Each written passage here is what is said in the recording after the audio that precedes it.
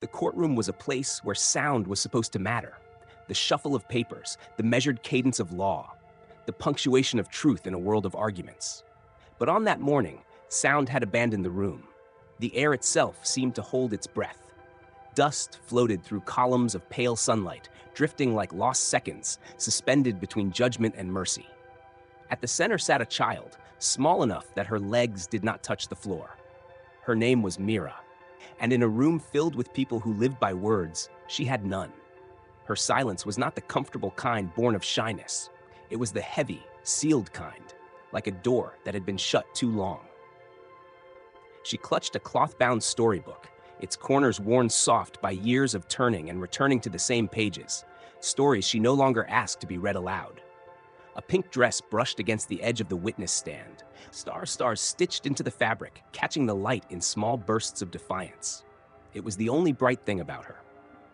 Across the room, two adults sat at separate tables. One, her mother, leaned forward with a trembling hand over her chest, holding herself together. The other, her father, sat rigid, his stare distant but dangerous. They were no longer a family, only opposing sides of a story no one wanted to tell. And somewhere near the back of the room, behind a wooden barrier, a large German shepherd waited. His name was Axel. He wore a deep green vest with white stitching that said "Service Dog, Do Not Pet." He did not blink much. He barely moved. But his stillness had purpose. He was waiting for the smallest signal, for the quiet tremor that might summon him across the invisible distance between fear and safety. The judge watched. The lawyers whispered. The court reporter's fingers hovered. No one spoke, yet everything was being said. The story had already begun, even before anyone realized it. Before the silence, Mira had been a child who sang without thinking. She sang to the morning sun, to her cereal spoon, to the birds perched on the wire outside her window. Her laughter used to run through the house like wind chimes, light, spontaneous, unstoppable. But all that music belonged to another season, before the winter came. It was not the kind of winter you could see on a calendar. It arrived quietly, without snow or frost, creeping in through arguments that started small and turned sharp. Her parents' voices, once a steady background hum of warmth, began to split the air with words that cut. Doors slammed, shadows stretched longer, the air grew thinner each night, and then one evening, something broke that could never be repaired. A storm of anger, a man pacing, a frightened woman, a child who didn't know where to hide. The memory blurred at its edges. Flashes of movement, hands too rough, words too loud, fear too deep. A crash, a cry, a sudden ringing quiet. When Mira woke the next morning, her throat hurt from crying, though no one had heard her. Her toys stayed where she left them, her drawings unfinished, her storybook closed. But something in her, something invisible, had gone missing. Her voice, once full of melody and light, was gone. At first, people thought she was in shock. They said she just needed time. That silence was temporary, a pause between breaths. But days became weeks, and the house grew quieter than any winter outside its walls. Her mother's voice began to break under the weight of all the words Mira no longer said. Her father's footsteps echoed down the hall like warnings. Mira stopped looking at faces. She learned the pattern of the floorboards, the sound of her own heartbeat, the way her fingers felt when she pressed them against her ears. She stopped reaching for bedtime stories. She stopped asking for help. Therapists came and went. They offered crayons, questions, gentle smiles. She drew circles, sometimes clouds, but never people. She built worlds in silence, places where nothing could hurt and no one shouted. The world moved on without her. School reports were filed, counseling notes piled up, and then one afternoon, a woman with calm eyes and steady hands arrived at their door, holding a leash. Behind her padded a dog larger than any Mira had seen. His fur was gold and black, his stride smooth as water. His eyes, deep, observant, impossible to ignore, found hers, and for a heartbeat, everything else fell away. He didn't bark. He didn't demand. He simply sat and waited. That was the first time Mira met Axel. She didn't reach for him. She didn't smile. But something flickered behind her stillness. Not recognition, not yet, but curiosity. It was the first emotion that had moved across her face in months. The therapist said Axel was trained to help children who had lost their voices to fear. He didn't talk, didn't judge, didn't push. He only stayed, silent as she was, patient in the way only animals can be. In his stillness, Mira found a mirror of herself, something wordless and steady. Over the following weeks, the sessions repeated. Axel would lie on the floor of the therapy room while Mira sat across from him, knees tucked under her chin, her storybook unopened beside her. Sometimes she watched him breathe. Sometimes she matched her breaths to his. He was the first being she allowed close enough to hear her heartbeat again. Winter continued outside, cold and gray. But somewhere, deep beneath that frost, something small began to thaw. Mira began to draw again. Not people, not words, just the shape of a dog, always the same, always him. His tail, his eyes, his calm. Each sketch grew sharper, more certain. And though her voice did not return, her silence began to change. It was no longer fear. It was waiting, like Axel, patient, steady, and full of quiet meaning.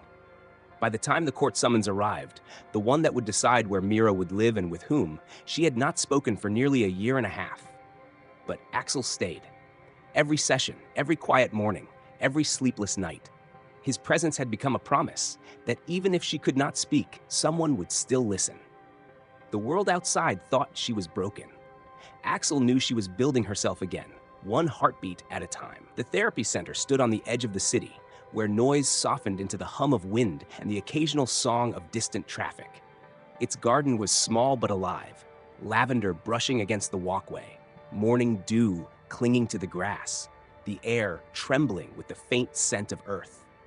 Mira arrived each week, her mother's hand tight around hers, her steps small and deliberate, like someone learning to trust the ground again. The staff called it the Circle Room, a glass-walled space where children met their therapy companions. Inside, a quiet rhythm existed, brushes of tails, soft commands, and patient waiting. Among the trained dogs was Axel, a large golden retriever whose eyes seemed to hold the weight of still water. He did not rush toward Mira like the others had toward other children. He only sat, waiting, as though he already knew that silence was something sacred. At first, Mira refused to look at him.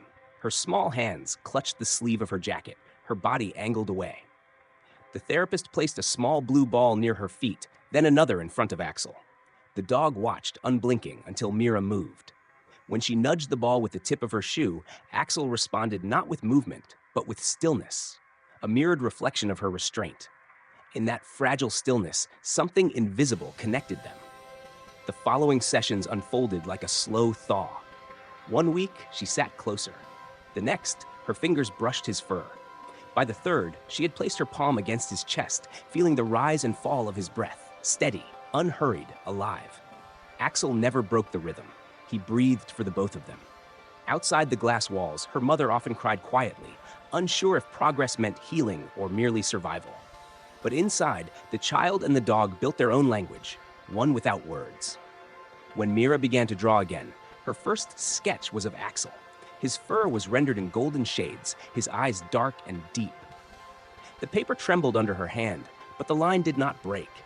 The therapist said it was a good sign. Mira didn't respond. She simply turned the page and drew again.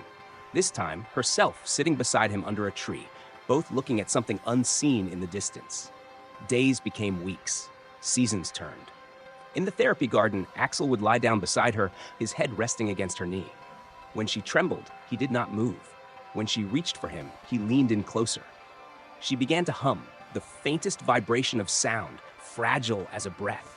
And though no one could decipher the tune, Axel lifted his head, listening, tail softly sweeping the ground. There was no miracle moment, no sudden burst of speech. Healing arrived like dawn, slow and imperceptible, until the world was bright before she realized the dark had passed. Her therapist once noted that trauma often steals language, but sometimes silence itself becomes a language, a bridge across an invisible chasm. For Mira and Axel, that silence was their bond, their promise. The day before the court hearing, Mira drew again. A small room, 4 walls, a shadow, a hand. And in one corner, a dog standing between the shadow and the child. She didn't show it to anyone. She folded the paper and tucked it into her pocket. That night, Axel rested by her side, his breath deep, his fur warm against her fingers. In the half-light, Mira whispered the first word she had spoken in months. It was his name. And though the word disappeared into the dark, it left behind a shimmer, the faint outline of a voice learning, once again, to live. The morning light that filtered through the therapy center's windows felt unusually soft, as though the world itself had decided to speak in whispers. Mira arrived early that day. The sky was pale blue, washed clean after a night of rain, and the garden glistened like glass. She wore a white dress her mother had pressed the night before, its sleeves slightly too long, its hem brushing against her knees. Inside, Axel waited. He always did. His tail moved once when she entered. A single, deliberate gesture, not excitement, but recognition. He had learned her rhythms as intimately as his own. The cautious steps, the way she looked down when thinking, the tiny pause before she dared to touch him. They sat together on the floor, surrounded by wooden blocks, crayons, and a scattering of paper. The room smelled faintly of lavender and clean fur. Mira reached into her pocket and unfolded the drawing she had kept hidden, the one with the shadow and the small figure and the dog. She laid it gently between them. Axel's gaze rested on it, unblinking. He seemed to understand in some way that this paper carried a weight words could not. For a long moment, Mira said nothing.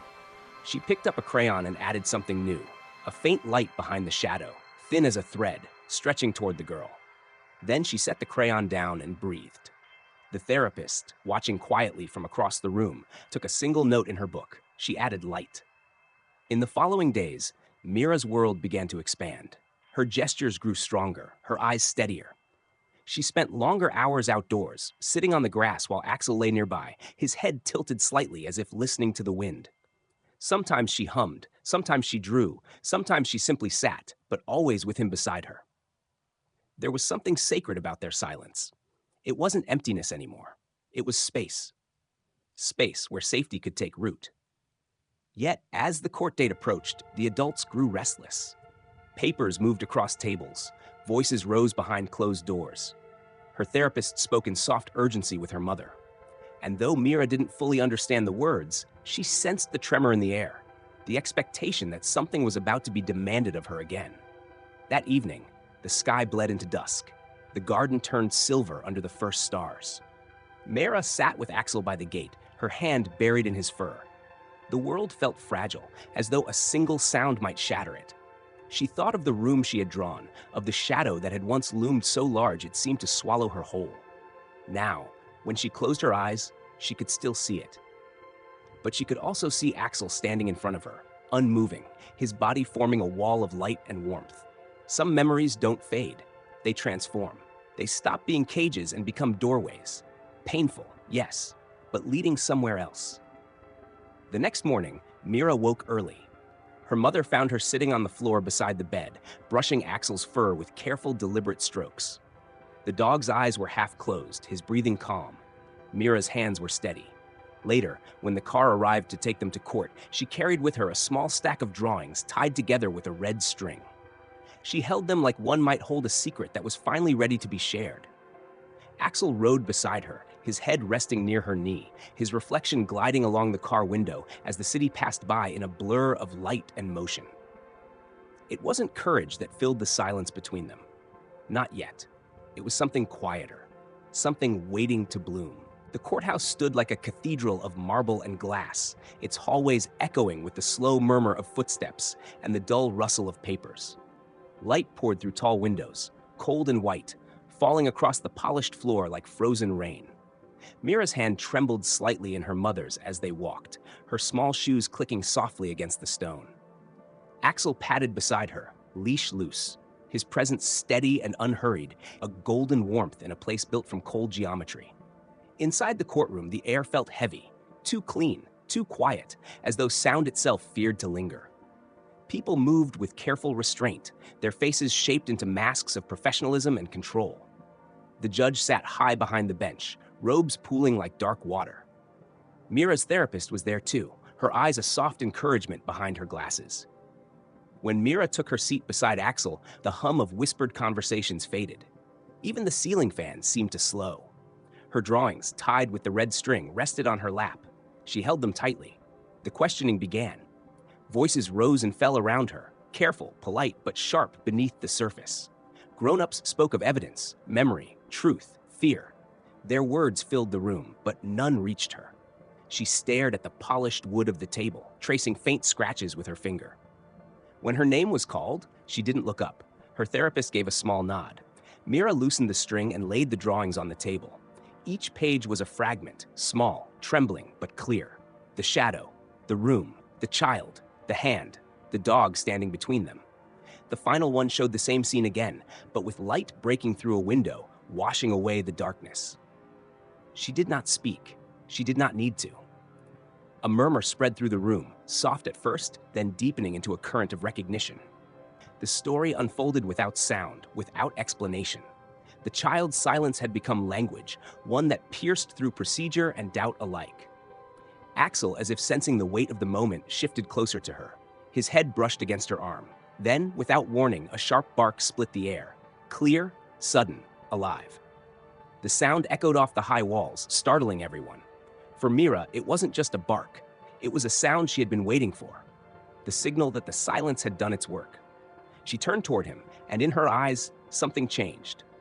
The judge leaned forward slightly. No one spoke. Time seemed suspended. Then Mira did the smallest, bravest thing she had ever done. She lifted her head and looked at the judge directly. Her lips parted, not to speak words, but to release a breath that had waited months to be born. It was enough. Her mother wept quietly beside her. The therapist pressed her hand to her mouth. Even the prosecutor's pen paused in midair. When the proceedings ended, the courtroom emptied slowly, the echoes fading into stillness. Mira remained seated, her hand resting on Axel's head. He was calm again, eyes half closed, as if nothing extraordinary had happened. But in that silence, something irreversible had shifted. The truth had found its way into light, not through accusation, but through presence, through connection. Through a child who had once been broken, and a dog who had waited patiently for her to heal. Outside, the afternoon sun had risen higher, spilling warmth over the courthouse steps. Mira and Axel walked side by side, their shadows long and intertwined. For the first time in months, she looked up at the sky. And though she said nothing, her face carried the faintest trace of a smile, a quiet acknowledgement that silence, when met with love, could speak louder than any voice ever could. 6 months later, the world had softened. The garden outside the therapy center bloomed with color again. Clusters of marigolds, the faint shimmer of bees, the whisper of wind sliding through the lavender. The winter that once held Mira in its cold fist had finally released her. She came every week still, though not because she had to. Her visits had become a choice, a rhythm of peace she wanted to keep.